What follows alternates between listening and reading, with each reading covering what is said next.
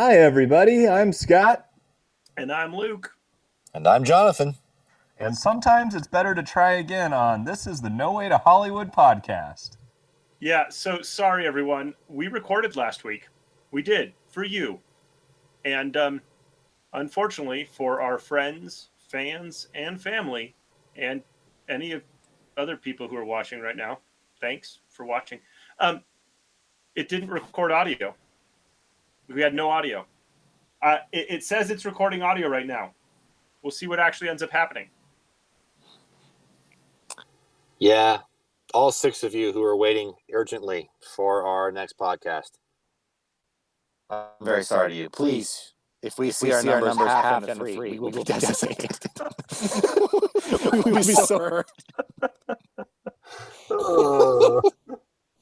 Anyway. So here we go. Hey, guys, you got any good jokes for me?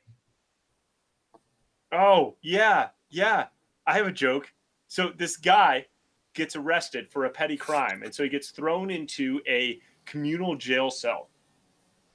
And the wardens leave. He's been sitting there for like a minute. And then somebody's like, 17! And the entire room just bursts into laughter. Like just crazy amounts of laughter. People are just dying. And he's like, what has happened? And so then somebody else is like, number 8! And again, just the room collapses in hysterics. And the new guy pokes his neighbor. He's like, dude, what's up? And the guy's like, see, we've all been here so long. We've just numbered our jokes. And so we remember the punchline. And then like, it's just hysterical. The new guy's like, oh, well, do you mind if I try? And the guy's like, yeah, sure. Go right ahead. So the new guy's like, okay. 99! Dead silence. He thinks to himself, well, maybe they didn't have 99 jokes. Number 3! Still nothing.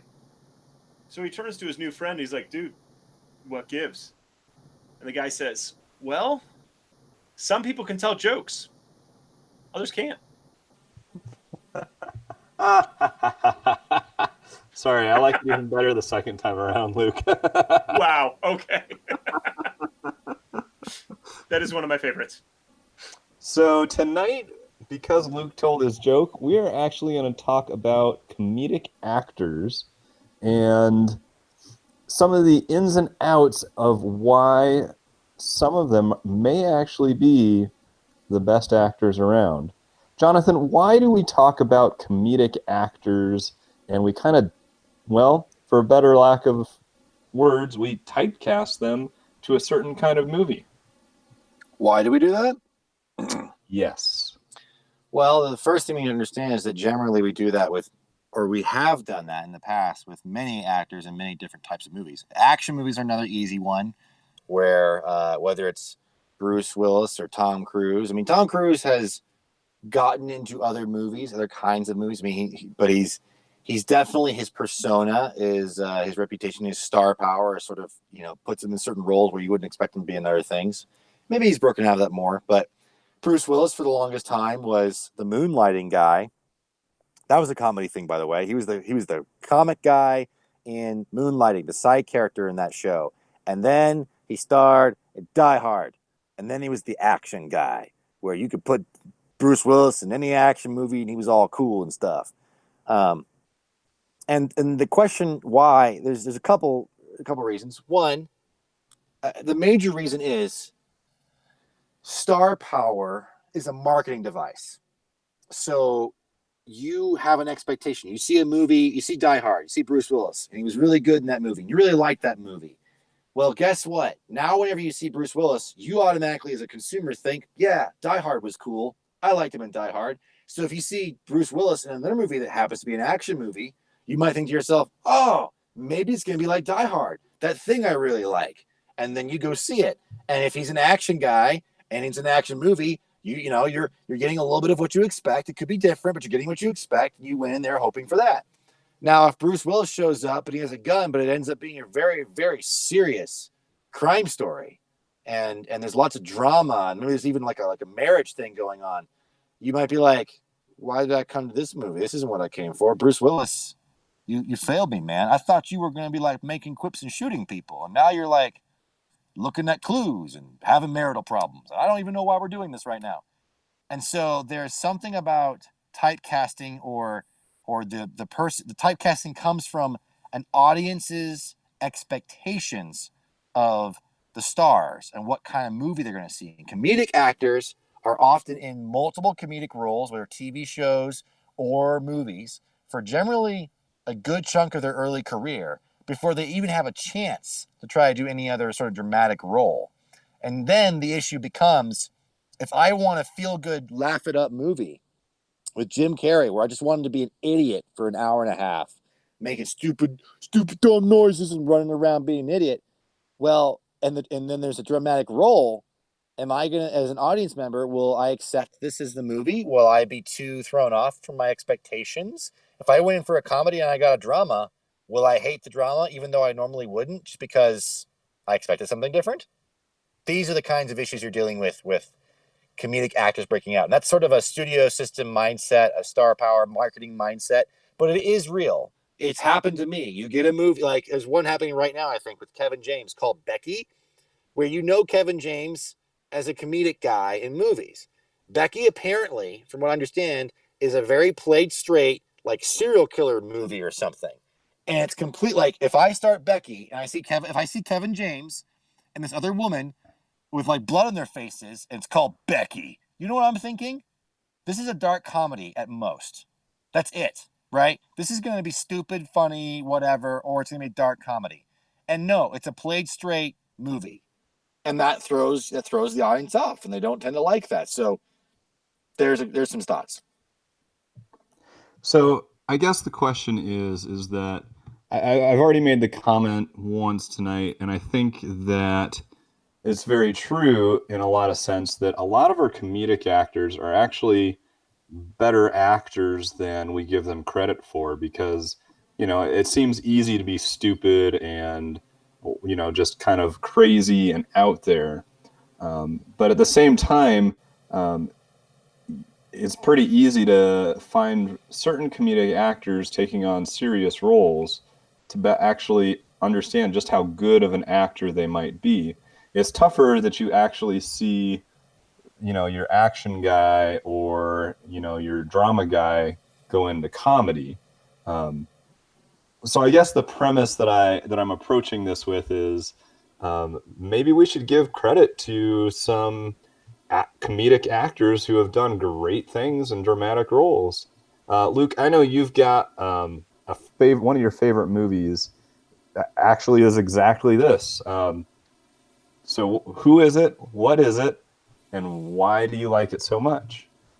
I really enjoy Stranger Than Fiction, Will Ferrell, and like I haven't watched a lot of his movies. I've watched a few of them.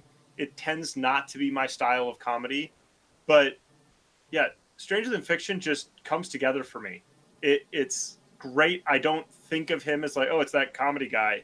I think of it as, wow, this guy's doing a really good job emoting this role and doing this thing. And yes, there are comedic elements to the movie. Like it is kind of absurd. There's just silly things that are happening, mostly in like background and looks and like voiceover stuff. Like the events are kind of like, okay, well, this is really happening, but like all this silliness is kind of floating around that. And so it really fits this comedy side of things, but really is not just a comedy. It's not just the screwball comedy kind of thing. So I really enjoy that. And as you were talking about the difficulty of playing a, humorous character, there's actually a lot of timing and the ability to play off other people and to take an energy and put it in a different direction. So there is a lot of skill in comedy, which is why finding a really good, even stand-up comic can be so hard, because you need somebody who can really look at the world in a different way and deliver in a way that you actually get the joke, that it's actually funny, right? Like going back to the joke I told of some people can tell jokes, others can't. And I've had the experience where people have told me jokes and it falls completely flat because they didn't deliver it well. And so there's something about delivery that's really important.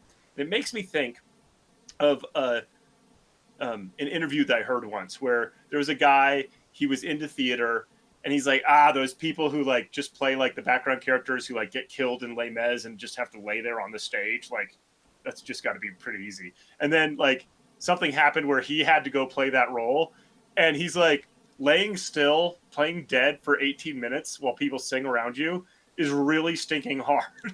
And so I think there is something for, we tend to view things as, oh, well, that can be easy, but it's actually difficult. And there's craft and skill and execution that's behind all of this. And so if you can take a comedic actor's timing and emotion and turn that into something else, you can totally play that, not maybe completely straight, but in a way that makes it fun and enjoyable and deeper than what you expect. So like Liar, Liar, the pen in my hand is, you know, and then you go to something like Truman Show, and he's still being silly occasionally. There's still stuff where you're like, oh, there's Jim Carrey.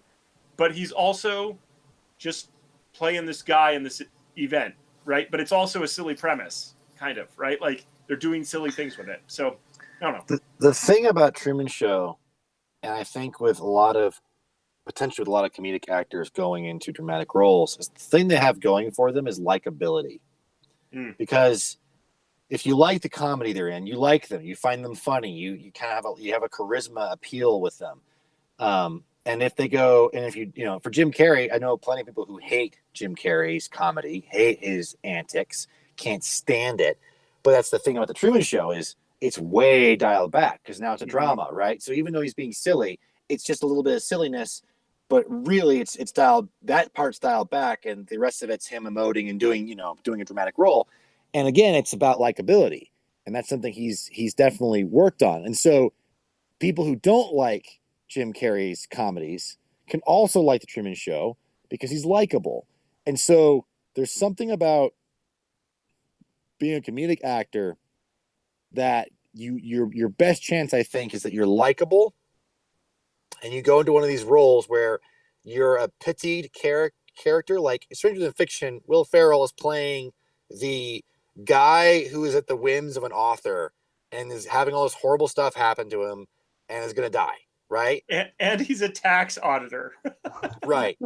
And so you feel for him. He's likable because he's the underdog, and like you identify with him, right? And then there's Jim Carrey and the Truman Show, where again it's sort of the identifiable everyman thing, and you like him, and everyone around him is fake. Everything around him is fake, and you start to feel for him. And so the story, I mean, these are also really well done stories. There's a lot of craft to play, not just the actor, but their role, like The Secret Life of Walter Mitty, which is the kind of the one that I think of sometimes for a more modern one with Ben Stiller. Ben Stiller's done a lot of antics. I mean, he's been Zoolander for Pete's sake, right? He's done a lot of crazy things. But in Walter Mitty, he's a dialed back guy. In his demeanor, he is quiet, kind of in the background kind of guy, and he's likable that way. He's a guy that has a good skill, and he just sort of wants to figure out what his life's going to be, and you can identify and care about him. And he's got a larger than life imagination. That's the other thing. All these things also tend to have, for transition stories, tend to have a larger than life element that lets their comedic chops play out at least a little bit. Whether it's Truman Show and bathroom whatever and him playing with people a little bit more, or if it's Stranger Than Fiction, like his house getting destroyed and like who knows what other crazy thing happens to him and him reacting to it, or Walter Mitty where he's got daydreams where he gets to be the cool guy or he gets to be the epic guy or whatever's in his mind at the time. And they all serve a story purpose that's good, but they are very, like, it's almost like it's a movie tuned for that, even though it's not necessarily what it's tuned for specifically. It's just there's something of a pattern for how at least some of these comedic actors are able to have their transition movie.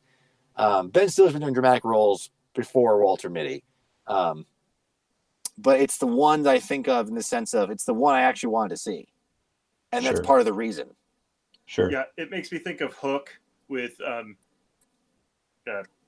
Robin Williams. Yes, thank you.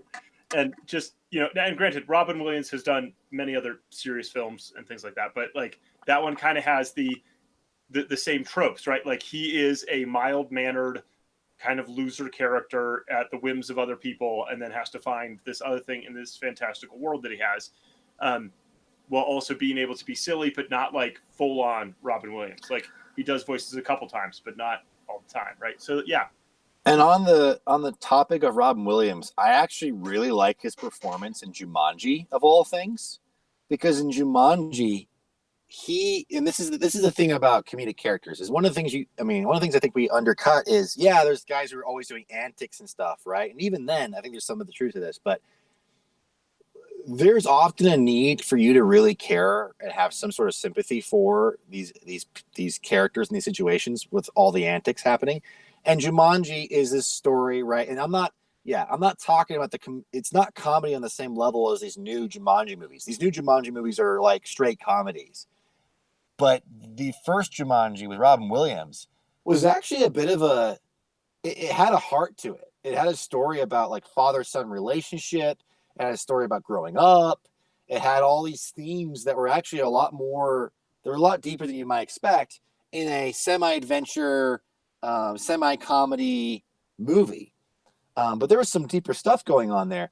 And so Robin Williams' portrayal of this character, he has to land some really important notes that are not funny. They're about him being a boy in a man's body. They're about abandonment. They're about growing up before you wanted to. They are about loving your father and never having reconnected with him. Like, it's all these things that are really important, and he plays it so well. Robin Williams is one of my favorite comedian slash, both comedian and drama actors, because the man was highly intelligent, thought 1,000 miles per second, and was great at improv comedy. But when you let him go into a dramatic role, even something as, a child movie, if you will, of Jumanji, he does a really good job of mining it, acting, and really letting it have weight and gravitas. All the while, there's flipping monkeys running around throwing knives at people and stuff. Like, it's a crazy movie. So, yeah. It's I mean, Robin Williams is a great example of the comedic actor doing other roles. I mean, you have him in roles like 8 Hour Photo or was it 1 Hour Photo and Insomnia, where he's actually like a bad guy. He kind of plays that bad guy in August Rush as well, which is another very serious role for him, even though it lets him be a little crazy. So you have these weird, like, you should not like this character roles that he still gets to play. Now, I just had a thought, and I don't want to just apply it to all comedy actors, okay? Or just all actors, period. I don't want to apply it to all of them. But I do wonder if there's something going on with... I know that for 1 Hour Photo, where Robin Williams plays somebody you would never expect from Robin Williams in a movie, a very strange man who is quiet and quirky and is also a serial killer. Like, this guy is dangerous and he's scary and he's psychotic. There are problems. Like, you definitely get the sense of that in that movie. And it's unnerving. It's bothersome. And Robin Williams is, again, a comedic actor and drama. Like, you generally love Robin Williams when you see him on the screen. He's generally not the bad guy. And in that story, he's terrifying. Now, on set, apparently, because Robin Williams is who he is, he's constantly making jokes in between takes, making everybody on the set just crack up so hard. And then it's time to do action. And he is that character. He is unnerving, quiet, weird, concerning. And there's also an adage about comedians where it's sort of the comics are the ones who are the most hurt and the most broken people. They find the jokes and they laugh at things, but they're often the most cynical people, the most they might be very prone to suicide, for instance. And again, I don't want to say it's about all comics, but there is sort of an adage that way. And it makes me wonder about this idea that comedians are always acting, whether it's comedy or whether it's their real life, or whatever they're doing, they're always putting a face on to some extent. A thought there with at least some of these guys where I don't think you can say that for every comedic actor or every actor, they're always just putting a face on. But if it's true that, as a comedian, you're in some ways potentially like, if you're Jim Carrey and you're always doing antics, you're acting really hard. So how hard is it not, to act another way? How hard is it to act dramatic and serious? How hard is it to act other things when you're constantly acting all the time? You're constantly putting a face on for people. You're constantly wanting people to like you. There's something about that I wonder about with this where, yeah, maybe comedian actors are really, really good in part because they're often putting on a face for people anyway. This reminds me of some film news. Apparently, Keanu Reeves was conned into making The Watcher because one of his friends forged his signature on the contract, and so he had to go do the movie. And so, I mean, Keanu's done some silly things. I don't know if he's quite a comedic actor. He's Bill and Ted, man. Bill and Ted, but yeah, like coming from that world, and then like now I'm a serial killer.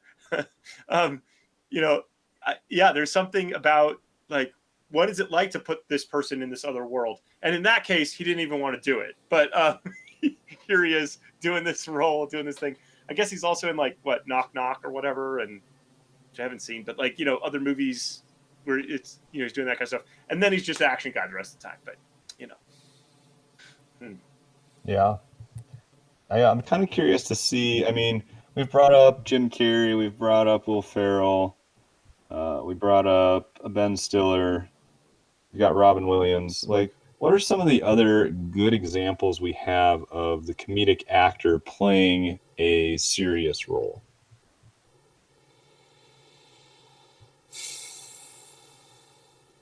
I'm trying to remember movies. I've gone blank. Just all movies, just gone. Gone. Oh, look, there's some movies on my shelf over there. No, that's my Camilla Bell shelf. Never mind. That's are you even going to call Camilla Bell an actor or an actress? You really going to call her that? Hey, just because she's in like mostly terrible movies. I like you, Camilla. He wants you to be on the show, Camilla. Please be on the show with us. I have an easier time thinking of actors who I know from serious stuff who also do humor really well. An easy example right now is Daniel Craig.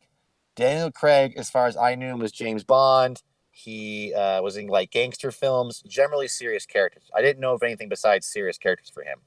And then he did a little movie called Logan Lucky, where he has an accent, and that like it's played pretty straight in a sense, but that character is so humorous.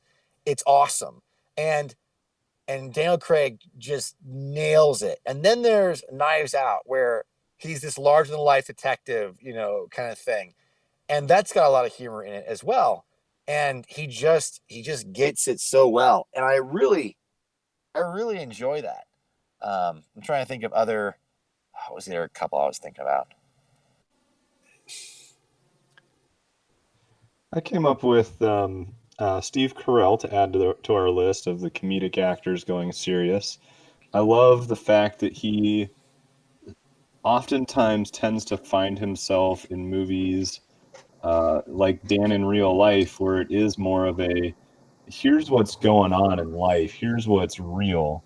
And yeah, there's funny moments that happen around that, but for the most part, it's like, no, this isn't just him trying to be comedic. This is just real life, and sometimes life is funny. I mean, sometimes things happen, and you just gotta laugh.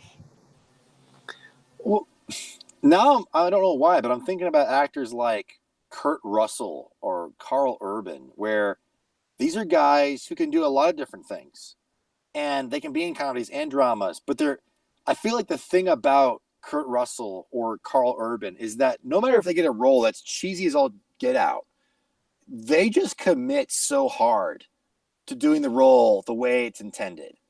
They are in 100%, and I love it. Like Kurt Russell can be. I mean, he's been in comedies like Overboard or whatever, but even some of his movies where it's semi-serious. It's him as Snake Plissken. Snake Plissken is a fairly ridiculous character, at least in my eyes, looking back and watching those movies. And he commits so hard to it, so that if it's funny, it's funny. If it's serious, it's serious. And it kind of works because Kurt Russell just commits all the way, all the time. He just does. Or do you guys know what I'm talking about? Or Karl Urban. He can be, the assassin in the Bourne Supremacy, a Russian assassin just murdering people, and you buy it.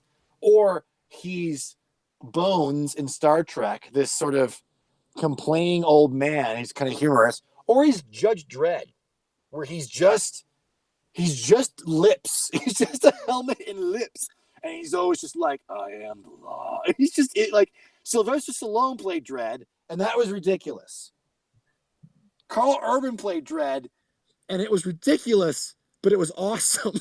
It was like funny, but serious. What about these guys who are in between? I'm thinking of when we watched Enter the Warrior's Gate or whatever with Bautista. Like Bautista, he was so committed, and it was perfect. Like it was great. He was one of the best parts of the movie because he's ridiculous, but he's like, but I'm playing this ridiculous character, and it's totally awesome, and it is awesome. And that's and just for context, Enter the Warrior's Gate, you can probably find it on Netflix right now. It's a movie with some French and Chinese money behind it. It's, I don't know, bare bones. A kid has to go to a mythical world to save a princess, and it's a modern day kid going into a mythical world. And in that mythical world, there is a barbarian general dude who's all evil, and he's played by Dave Bautista, and it's awesome. And that's the thing. Dave Bautista is known for playing Drax in Guardians of the Galaxy, a very humorous character, and he commits very hard to that, right? And then you've got him in Blade Runner 2049. And he's in there for just a little bit part in the beginning, but it's very serious. Right. It's very serious, and it plays perfectly. There's no false note in it. There's no problem in it. It plays just right. And again, here's an actor who, the guy was a wrestler, if I recall. I didn't really know him from wrestling. And then he became in the movies, and then the only movie I really knew was Guardians of the Galaxy, and now I know Enter the Warrior's Gate. And now, and then Blade Runner 2049, and now he's going to be in Dune as like one of the villain characters, right? So they're good actors pretend to be different people, and they can go different places and do different things. And it's awesome to watch. Well, and like wrestling literally is acting, so you get a lot of experience being over the top and acting. So but then there's The Rock, right, which is one of the most well-known wrestler to Hollywood right now, actors. And The Rock, he's got that TV show Ballers, which is a bit more serious in the sense of it's kind of supposed to be a sports drama. And I've only watched one season. But most of his movies, he is sort of typecast, right, as the action guy or the comedic action guy. And even he's not got as much opportunity in that sense as Dave Bautista does. Right. Dave Bautista now has, the serious, even if it's just a bit part, it's like Blade Runner 2049 proves to everybody Dave Bautista can be at least a valuable part of a dramatic role presentation, even if he's not going to be a mainstay. And now I'm curious to see what he does in Dune and what else he does, because he's being a mainstay in a sense of dramatic acting and comedy acting. The Rock is a mainstay because he's a superstar. He's kind of one of those bankable stars right now. But I don't recall and he's totally any serious typecast. thing. Totally typecast, either as comedy or action or comedy action. Yeah. I don't know. But he did play a good bad guy in one of those comedy action movies. The Steve Carell Get Smart movie. Oh yeah, I like that one. But again, it's pretty humorous. They start to play it for laughs, right? They start to play his bravado for laughs. I think it's one of the movies I've laughed the most at in my life. Like, that was one of those movies I couldn't stop laughing at. And when you think about having Steve Carell, The Rock, and even the little bit part guys, it was just absolutely hysterical in my opinion. And Anne Hathaway. Don't forget Anne Hathaway. Oh, whatever. It's Anne Hathaway. Okay, so now there's a question that's going through my mind. I'm trying to think of female comic actors who I even know about, and then have I seen them in serious roles? Like who are the women who fit this stereotype, or is it a dude thing? Like you're a funny guy, and then you get to go play a straight dude who's just totally down on his luck, bummed out, whatever. Like, and does that just not translate to females? Like, we don't want to see a down on her luck woman. Like, I don't know. I don't know. I think Anne Hathaway is possibly a decent example of that, Luke. I mean, she has done some of the comedic roles. She's done some of the, lighthearted family roles, and I mean, I know that she does like super serious in like Havoc, and that she did like Princess Diaries. Right. Did she do comedy? Well, okay, we've got. So I'm thinking Helen Mirren, who is known for dramatic roles, actually, right? Yeah. And then I think of her in sort of her older age, and especially around the time of Red, and I think still like. I'm sure she can still do dramatic roles, but I think of her as being a comedic actress now in some senses because she kind of plays with her old age. She plays with her femininity. She plays with it in a comedic way. She kind of has that sense of like all proper refined, but also I'll kill you. But also I'm a great, like, there's always like this duality she plays really well. We have fun with now. Or I think of Jennifer Aniston, who is, of course, is the Friends character, right? Jennifer Aniston is one of these, if I recall, what is it, 6 of them? 6 characters who these actors can't ever outlive the role, right? And she's done some serious films. I don't know. I'm trying to think of any of them that I really necessarily remember or like. But she's still been in the game since. And then there's, that makes me think of Seinfeld, where you've got Julia Louis-Dreyfus, and she's still kind of doing comedy. But it seems like it's sort of aged up comedy in a sense. She did the Veep show, which I think is supposed to be more satirical, not just a stupid comedy, but it's more satirical as well. I don't know. Interesting, but this feels like in these instances, in these examples, it's women go from playing a likable or normal or refined character, and then we play off of that to do something slapstick or silly. Which seems like it kind of goes the opposite direction of the male actors who go from like, I'm a slapstick comedy guy to like, I can play a normal person, which means I can then go play a serious person. Well, they also have different issues, right? Like girls often get like, so Drew Barrymore, what was Drew Barrymore's arc in Hollywood? What has it been? I remember her being holy crap. Oh my goodness. That's a spider that I got to kill, guys. I'm sorry. We're going to take a technical break here. No, we'll keep talking about this. So yeah, Drew Barrymore, right, is in romance movies, right? She's been in a lot of romantic comedies. She's done a lot of great come back to Jonathan's chair because he's hitting spider off screen. That's comedic gold. Oh my goodness. Oh man. Yeah, I mean, Drew Barrymore's done some great romantic comedies, but she's not necessarily like that slapstick character like we started talking about with our other examples. So it's kind of hard to kind of put her in that position.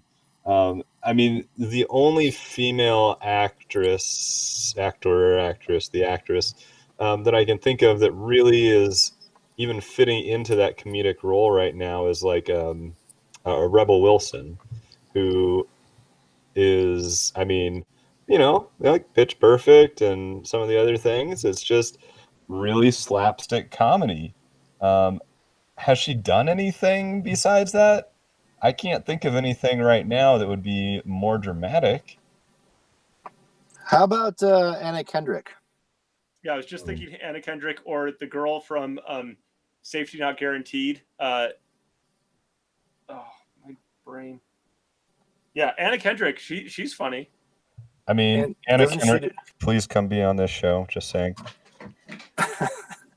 What about I was just thinking. Blake Lively. I don't know where her career started, but she's been doing some more serious roles, if I recall, or at least more interesting roles, not as typecast or simple.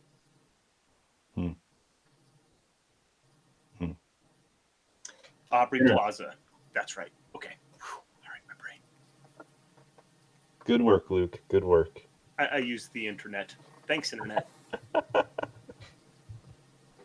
Shoot. All right, guys. Well, hey, why don't we wrap this up a little bit? Let's give our viewers a pick of a movie, maybe one that we've talked about tonight, maybe one that we haven't, that really is that movie of an unexpected role. So whether you go from serious to comedic or comedic to serious, what is that crossover role? One of your favorite picks for a crossover role? Well, I'll just have to go with Stranger Than Fiction. If you haven't seen it, check it out. I find it hilarious. I really like it, and it's heartwarming and good, and it's got bit parts with like people. So like, watch it. I'm gonna go with Logan Lucky because Logan Lucky is quirky. It's very, very quirky, and it's not only got Daniel Craig being a character that that was the first time I saw him do anything quite like that. That was humorous. It's also got Adam Driver doing something pretty hilarious, and Adam Driver up to that point was incredibly serious. I don't know if the Star Wars had come out yet, but even if it was Star Wars had come out yet, right? In Star Wars, he's the brooding, angry bad guy character, and so he plays a very He has quirky. redemption arc. Okay, sorry. That's right. Just quiet yourself, sir. This isn't about your transition role. And then there's Channing Tatum, who is sort of more serious than you expect. Like, that's a good movie. point. That's a really good point.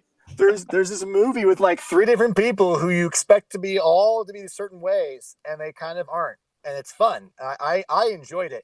Is it the best movie? No, it's not. It's a little dry in place. It's a little whatever, but it's the characters and it's the acting that makes that movie fun to watch, I think. So consider that. All right, thank you for that. My recommendation is going to be The Truman Show. This is quite possibly one of my favorite movies ever. I love just a lot of the philosophical concepts that are dealt with in this movie. I love the lightheartedness that you get with Jim Carrey allowed to have his comedic moments, like driving over a bridge when he's scared of water, or drawing stuff on a mirror to make himself look like an alien. There's just a lot of these little great moments in that. And yet at the end of it, it's just, I don't know, like you're just filled with the excitement of possibility for what's next, right? And that's kind of how I want to feel in life. So I think it's really awesome to deal with all those things and have those fun moments and still end up in this great place at the end. So go ahead and check that out, folks. Thank you for joining us this time. And in case we don't see you, Good afternoon. Good evening. And good night. and good night. And good night. Good night. And good night. And good night. Good night.